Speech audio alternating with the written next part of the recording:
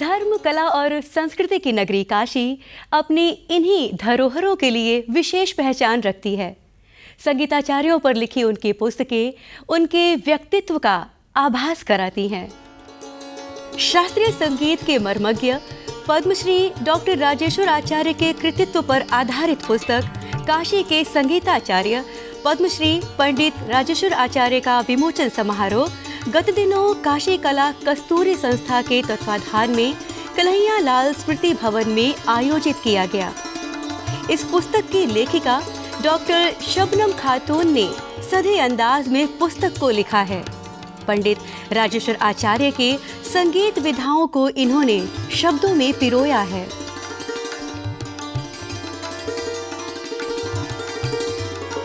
अगले क्रम में गए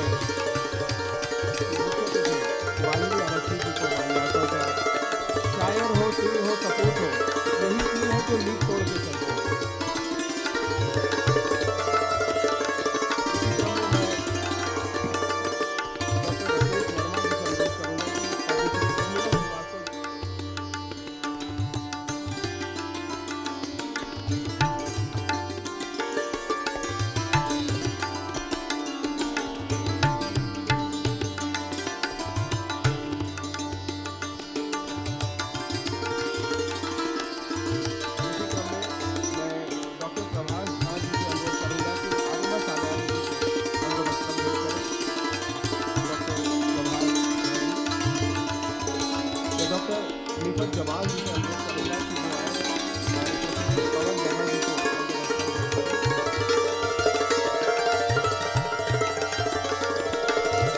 इस समारोह में अतिथियों का स्वागत स्मृति चिन्ह देकर किया गया।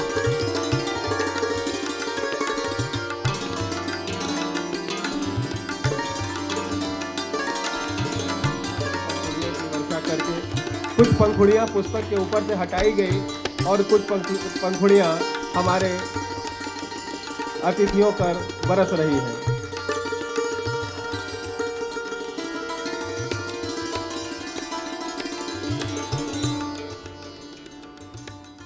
मुझे एक जुनून है लिखने का। मैं उनकी चीज़ों को मैं लिखूंगी और मैं आपको ये बात यकीन के साथ मैं कह रही हूँ कि आचार्य जी के ज़िंदगी का कोई हिस्सा नहीं बचा है जिसको मैंने टच ना किया।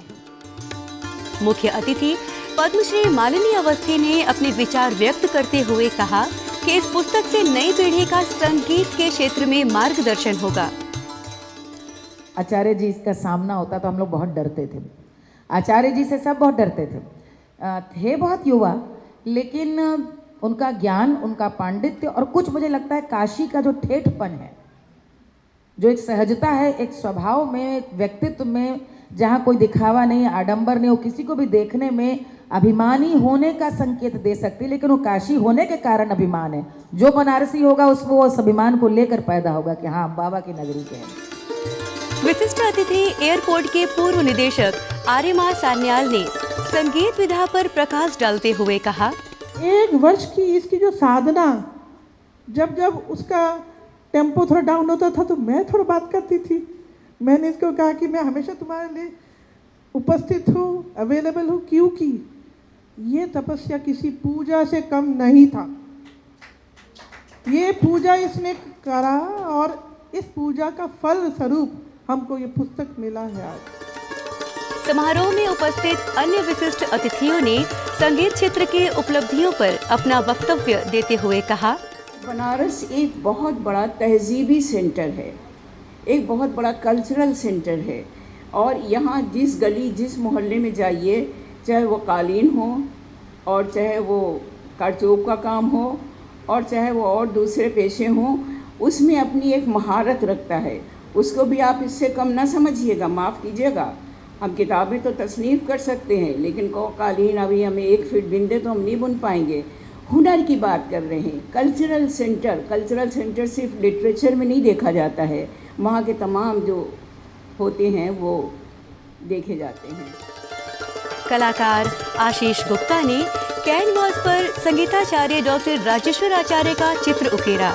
तत्पश्चात यह चित्र उन्हें भेंट स्वरूप दिया।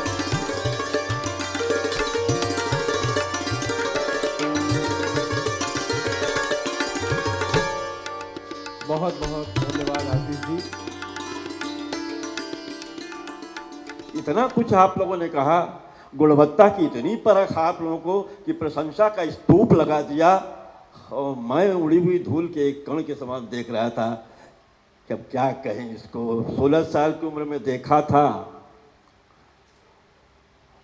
12 दिन का कैंप शुरू किया था मैंने कि यहाँ की प्रतिभाओं को लेकर 12 दिन तक लगातार संगीत का कार्यक्रम करूँगा, और वो याद है।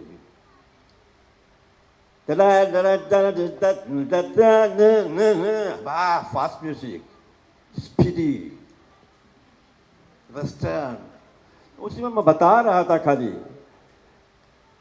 एक सामान्य गति होती है, एक टेढ़ी होती है। जब आप घोड़े पे चलते हैं टक टक टक टक टक टक की आवाज है, और जब गधे पे चलते हैं तो टक टक टक टक टक टेढ़ी होती है। आध्यात्मिक नगरी काशी कला और साहित्य में भी समृद्ध रही है। यहाँ कई साहित्यकारों ने अपनी रचनाओं से समाज को नई दिशा दी है। वाराणसी में समय दर समय साहित्यिक कार्यक्रमों का आयोजन होता रहता है।